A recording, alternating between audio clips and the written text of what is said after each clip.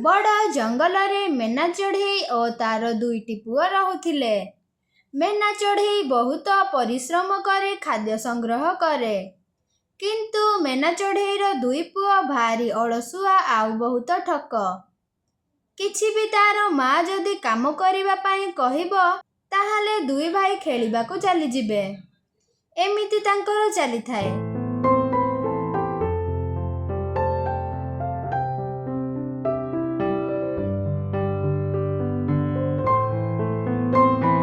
ଥରେ ମେନା ଚଢ଼େଇ କିଛି ଖାଦ୍ୟ ଧରି ତାର ଘରକୁ ଆସେ। ତାର ପିଲାମାନେ ବାହାରକୁ ଖେଳିବା ପାଇଁ ଯାଇଥାନ୍ତି।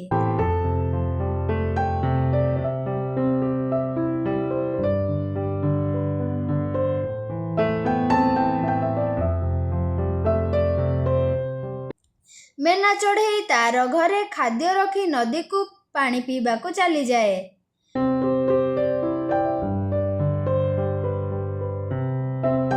ମେନା ଚଢ଼େଇର ପିଲାମାନେ କିଛି ସମୟ ପରେ ଆସନ୍ତି।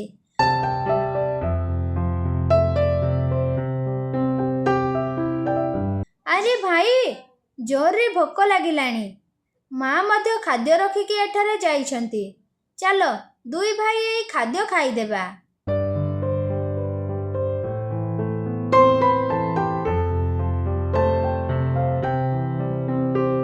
ଏମିତି କହି ଦୁଇ ଭାଇ ଖାଉ ଖାଉ ସବୁ ଖାଦ୍ୟ ଖାଇଦିଅନ୍ତି।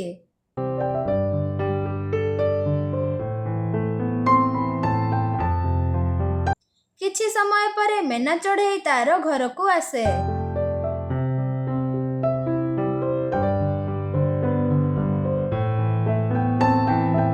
ଦେଖେ ତାର ଘରେ କିଛି ଖାଦ୍ୟ ନାହିଁ। ଆରେ ପିଲାମାନେ, ମୁଁ ଏଠାରେ ଖାଦ୍ୟ ରଖିଥିଲି। କାଇଁ ଏଠାରେ ତ ଖାଦ୍ୟ ନାହିଁ?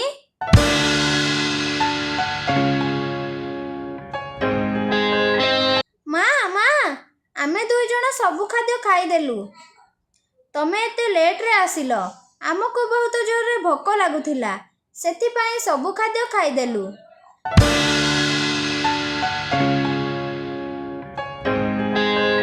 ଆରେ ପିଲାମାନେ, ମୁଁ ଆଜି ଦିନଯାକ ଗୋଟିଏ ବି ଦାନା ଖାଇନାହିଁ।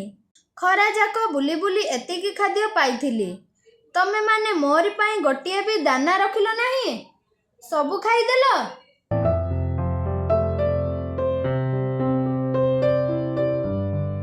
ମେନା ଚଢ଼େଇର ଦୁଇ ପୁଅ ହସନ୍ତି। ତାହାପରେ ମେନା ଚଢ଼େଇ ତାର ପିଲାମାନଙ୍କୁ କୁହେ, ଆରେ ପିଲାମାନେ, ତମେମାନେ ତ ବଡ଼ ହୋଇଗଲଣି। ଯାଅ, ଏଥର ତମେମାନେ ଖାଦ୍ୟ ସଂଗ୍ରହ କରି ଆଣିବ।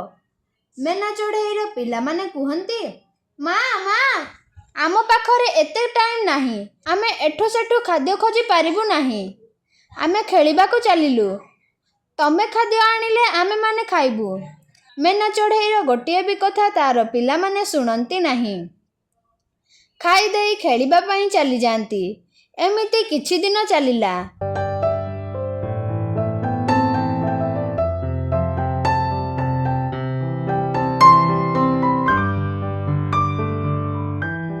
ମେନା ଚଢ଼େଇ ଘରେ ଶୋଇଥାଏ।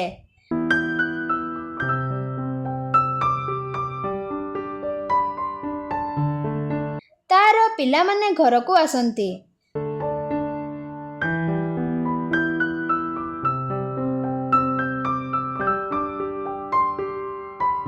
ମା, ଆମମାନଙ୍କର ଖାଦ୍ୟ କାଇଁ? ଆମମାନଙ୍କୁ ଜୋରରେ ଭୋକ ଲାଗିଲାଣି। ଆମ ଖାଦ୍ୟ ଦିଅ। ମେନା ଚଢ଼େଇ କୁହେ, ଆରେ ପିଲାମାନେ, ମୋର ଦେହ ଆଜି ଭଲ ଲାଗୁନି। ସେଥିପାଇଁ ମୁଁ ଜଙ୍ଗଲକୁ ଆଜି ଯାଇନାହିଁ। ଆରେ ମା, ଆମକୁ ଭୋକ ଲାଗିଲାଣି। ଯାଅ, କିଛି ଖାଦ୍ୟ ଆଣିଦେବ। ମେନା ଚଢ଼େଇ ବାଧ୍ୟରେ ଜଙ୍ଗଲକୁ ଖାଦ୍ୟ ଆଣିବା ପାଇଁ ଚାଲିଯାଏ।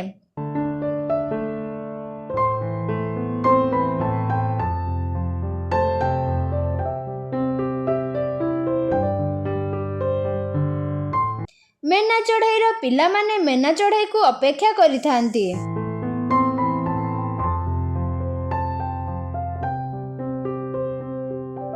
ଦୁଇ ଭାଇ ସେମିତି ଅନାଇଥାନ୍ତି। ସନ୍ଧ୍ୟା ମଧ୍ୟ ହୋଇଗଲାଣି। ଭାଇ, ମା ଏପର୍ଯ୍ୟନ୍ତ ଆମ ପାଇଁ ଖାଦ୍ୟ ଧରିକି ଆସିଲେଣି। ଆରେ ଭାଇ, ତୁ ଚିନ୍ତା କରନି। ରାତିରେ ମା ଆସିବେ। ପୁଣି କିଛି ସମୟ ଦୁଇ ଭାଇ ଅପେକ୍ଷା କରନ୍ତି, ହେଲେ ବି ତାଙ୍କ ମା ଆସିଲେନି।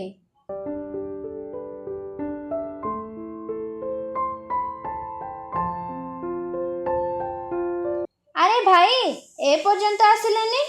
ଆରେ ଭାଇ, ତୁ ଚିନ୍ତା କରନି, ମା ବହୁତ ଆଗକୁ ଚାଲି ଯାଇଥିବେ ଖାଦ୍ୟ ପାଇଁ, ଆଉ ବାଟରେ ରାତି ହୋଇଯିବାରୁ ସେଠି ଶୋଇ ପଡ଼ିଥିବେ। ତୁ ଶୋଇପଡ଼, ସକାଳ ପାଇଲେ ଦେଖିବା।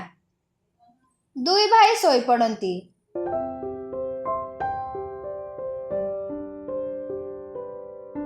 ସକାଳ ପାହେ।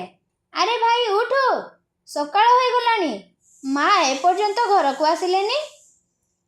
ଆରେ ଭାଇ, ଆମେ ଏବେ କୁଆଡ଼େ ଖୋଜିବାକୁ ଯିବା? ମା ଆସିବେ। ଆରେ ଭାଇ, ମୋତେ ଭୋକ ବହୁତ ଜୋରରେ ଲାଗିଲାଣି, ଚାଲ ଯିବା। ଚାଲ ଯିବା ମାଙ୍କୁ ଖୋଜିବା, ଆଉ ଖାଦ୍ୟ ମଧ୍ୟ ଖୋଜିବା। ଆରେ ଭାଇ, ହଁ, ମା ଆମ ପାଖରେ ଥିଲେ ଆମକୁ ସକାଳୁ ସକାଳୁ ଖାଇବାକୁ ଦିଅନ୍ତି। ଚାଲ ଯିବା ମାଙ୍କୁ ଖୋଜିବା ପାଇଁ। ଦୁଇ ଭାଇ ଜଙ୍ଗଲ ଆଡ଼କୁ ଚାଲନ୍ତି।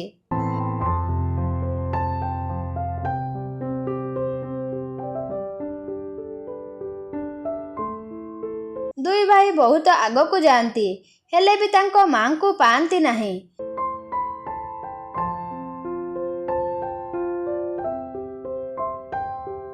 ଏପଟେ ଦୁଇ ଭାଇଙ୍କୁ ବହୁତ ଜୋରରେ ଭୋକ ଲାଗେ। ଆରେ ଭାଇ, ଆମ ମା ଆମ ପାଇଁ କେତେ କଷ୍ଟ କରି ଖାଦ୍ୟ ଆଣୁଛନ୍ତି। ମା ଆମକୁ ଖାଦ୍ୟ ସଂଗ୍ରହ କରିବା ଶିଖାଇବା ପାଇଁ ଚାହୁଁଥିଲେ। ଏମିତି ଖୋଜୁ ଖୋଜୁ ଶୁଆର ଘରେ ମେନା ଚଢ଼େଇ ଥାଏ।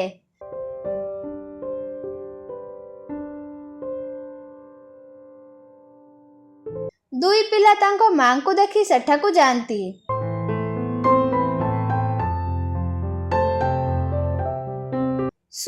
ଶୁଆ ଦାଦା, ଆମ ମାଙ୍କର କ'ଣ ହୋଇଛି? ଆମ ମା ଏଠି ଶୋଇଛନ୍ତି କାହିଁକି?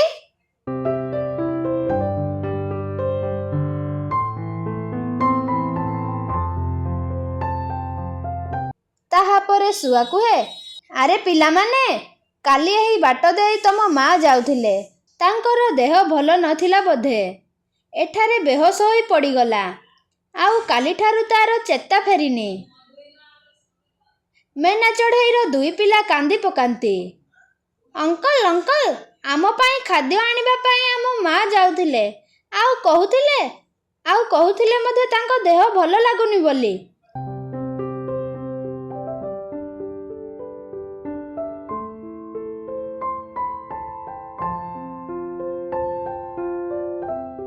ଅଙ୍କଲ, ଆମ ମାଙ୍କ ଦେହ ଭଲ କରିଦିଅ।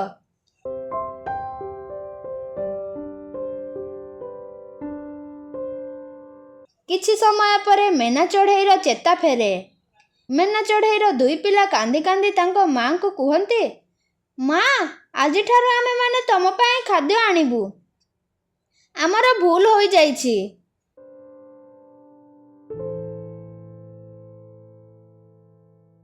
ସମସ୍ତେ ଘରକୁ ଗଲେ, ଖୁସିରେ ରହିଲେ। ମେନା ଚଢ଼େଇର ପିଲାମାନେ ଖାଦ୍ୟ ପାଇଁ ଯାଆନ୍ତି।